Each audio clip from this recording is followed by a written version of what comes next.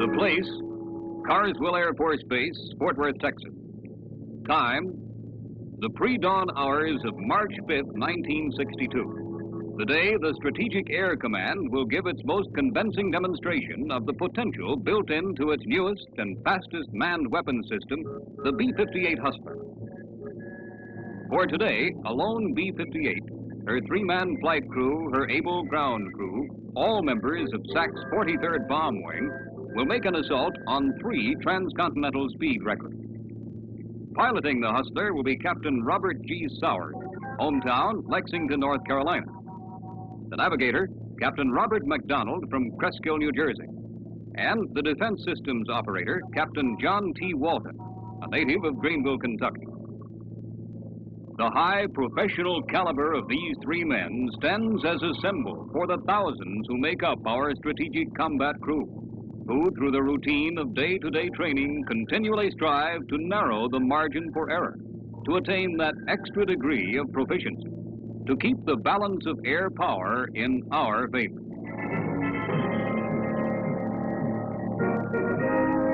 But today's flight is far from routine. By nightfall, if successful, their achievement will be common knowledge to most of the civilized world. Carswell, taxi runway 35, time 32 and 1/2.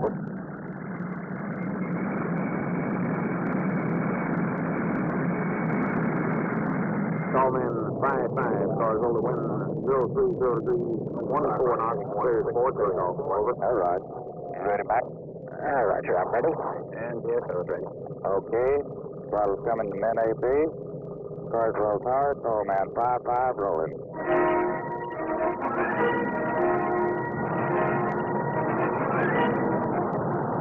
With darkness still blanketing the field, the B-58 lifts off the Carswell runway and takes up a westward heading for Los Angeles, starting point for its race to New York.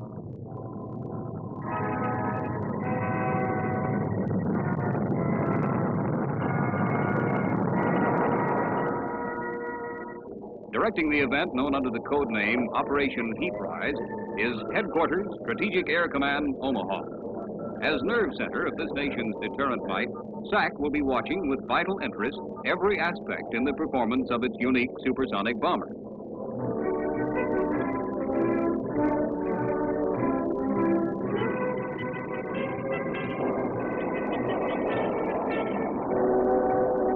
Having received a full load of fuel off the Pacific coast, Captain Sowers follows the tanker in over Los Angeles to the starting gate. Aboard the tanker is an official of the National Aeronautics Association who will validate the start of the run visually. For backup, radar at Los Angeles International Airport will track the B-58 to the starting point.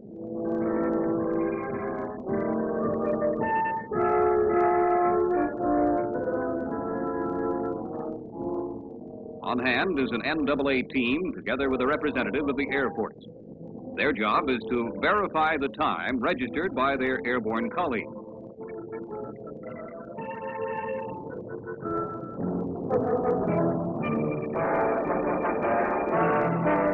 Okay, Mac, get a good hack on the start. We're coming up on the starting gate. The starting point. Ready.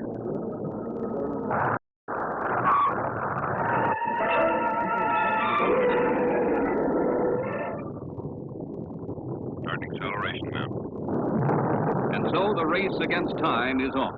Before the day is done, the B-58 will have flown a distance of over 4,500 miles, announcing its arrival with a continuous sonic boom over every mile.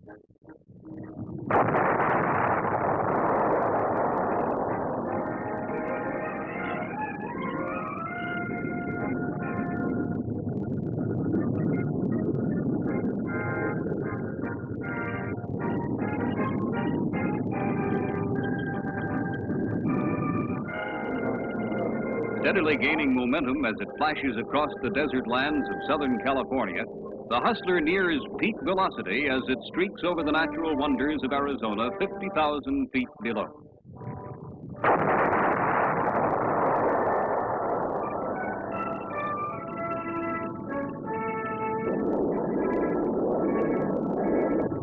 Elapsed time, Los Angeles to Grand Canyon, 16 minutes flat. Okay, we're at Mach 2 now. Roger. CG checks 33%. We're 600 pounds above the curve. We're running 14 seconds ahead of flight plan.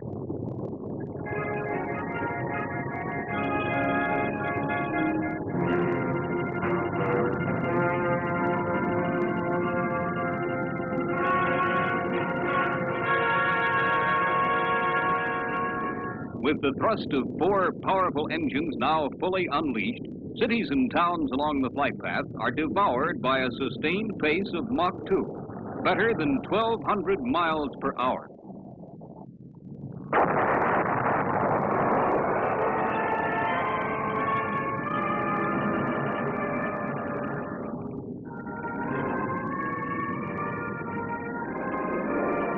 As the bomber penetrates to the central United States, its stride is checked briefly for replenishment of fuel. Mac, give me a rendezvous time. Roger. ETA rendezvous 1743. Okay, John, relay this to the tanker through SAC headquarters. Roger. Drop kick. This is Tall Man 55. Over. Roger, Tall Man 55. This is Dropkick. Over. Roger. Drop kick. Tall Man 55. Constant chum 13. Rendezvous time 1743. Soon. Over. Roger, Tall Man 55. Chum 13. This is Dropkick.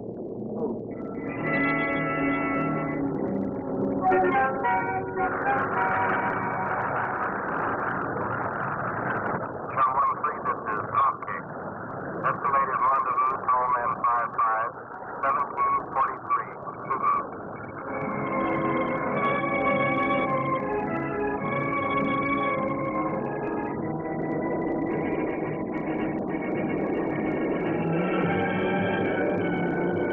Chum 13, it's Tall Man 55.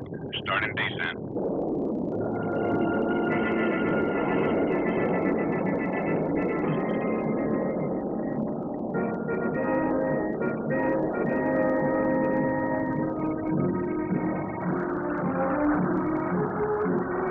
Tall Man 55, this is Move Operator.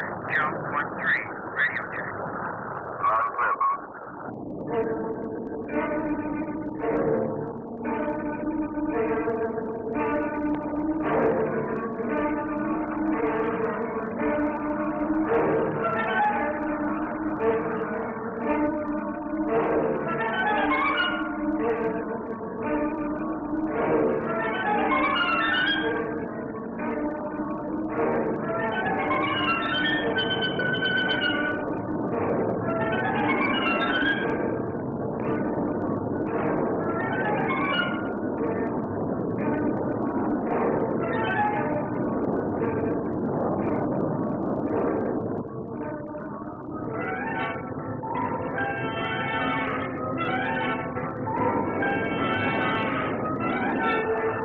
Tanker ready for contact.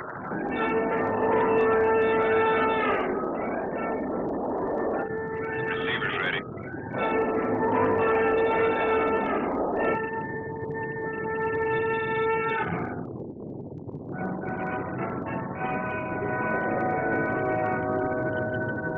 Contact receiver. Contact takes.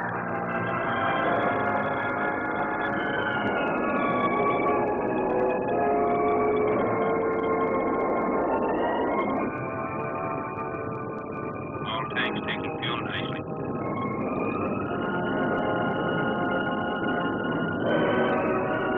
Tall Man 55, refueling complete.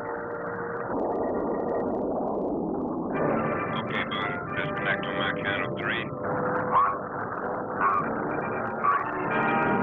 10 minutes and nearly 57,000 pounds of fuel later, the Hustler is free to regain speed and altitude for its sprint on to New York.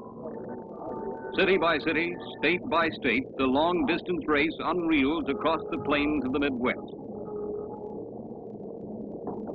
The ticking away of each minute means that 20 miles more have been bridged in the transcontinental span. 20 miles more gained on its eastern objective.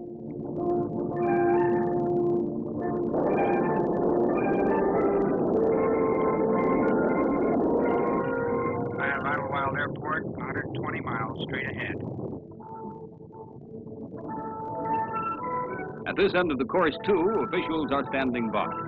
With eyes fixed to the radar scope, this team waits to record that split second when the B-58 intersects its eastern terminal point.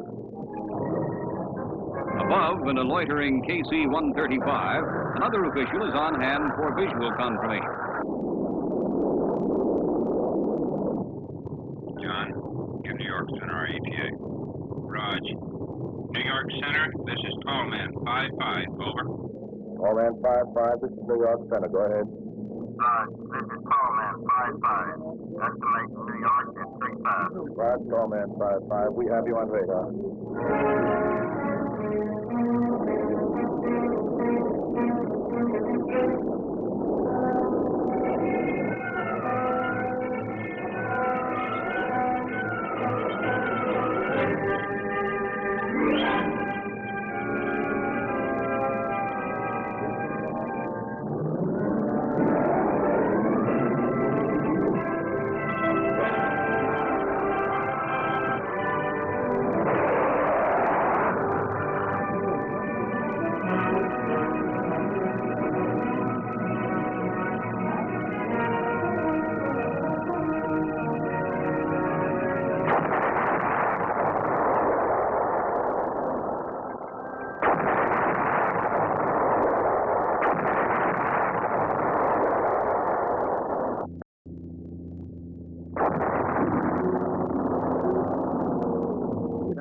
Our musical program to bring you a special bulletin announcing its arrival by a sonic boom which many of our New York area listeners have no doubt heard in the past few minutes.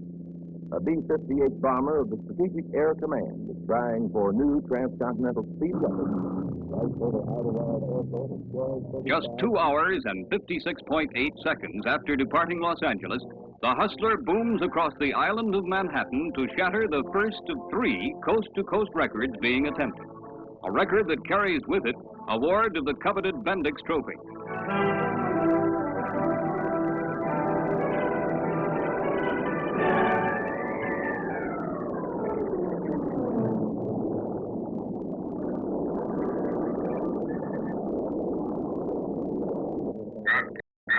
This is Tallman 55, over. Raj, Tallman 55. Tallman 55, departing gate is New York, heading west, aircraft in the green. So, with the Bendix already tucked away, the bomber doubles back toward the west coast, setting its sights on 2 more records, including victory in a race with the sun. Across the breadth of America, the B-58, with its bullet-like speed, traces a ribbon of white against the blue sky, marking its path over mountains, rivers, and plains. It telescopes the distance between the towns and cities dotting its course, links the smallest to the largest, and merges them into a giant kaleidoscope of buildings, streets, and most important of all, people. People whose daily routines are momentarily interrupted by the spectacle overhead. Older people who, having seen a scientific revolution in their lifetimes, now stand in awe of this symbol of technological advancement. Younger people, to whom the unwinding vapor trails conjure up dreams of their future in the air, or perhaps in space. People from every station in life who now recognize the startling sonic boom as, indeed, the sound of freedom.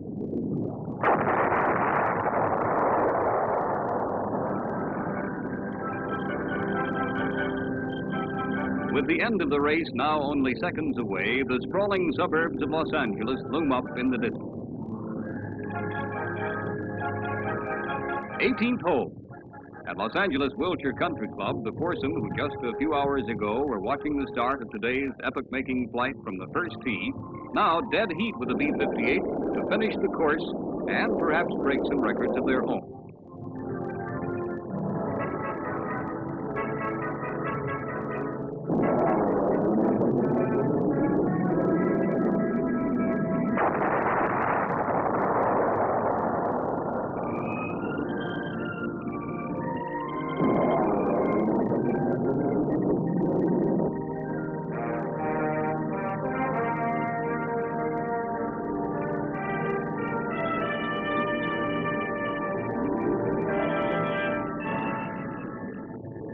the last mile of its course now spent, the Hustler bursts over the finish line to signal official termination of this race against time.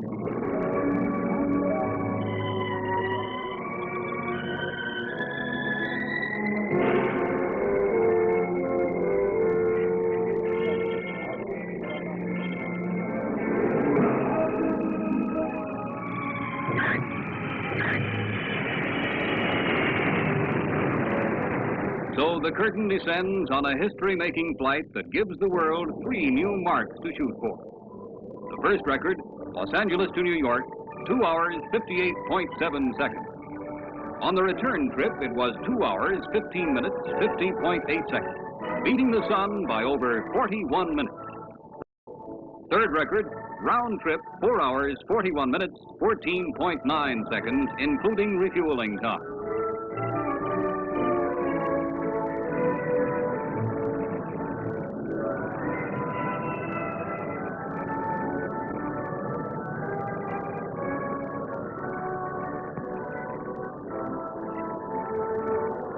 On hand to welcome the crew are members of the press and representatives of both Air Force and industry. Headlining the list of those in attendance is General Thomas S. Power, Chief of SAC, offering his congratulations for a job well done.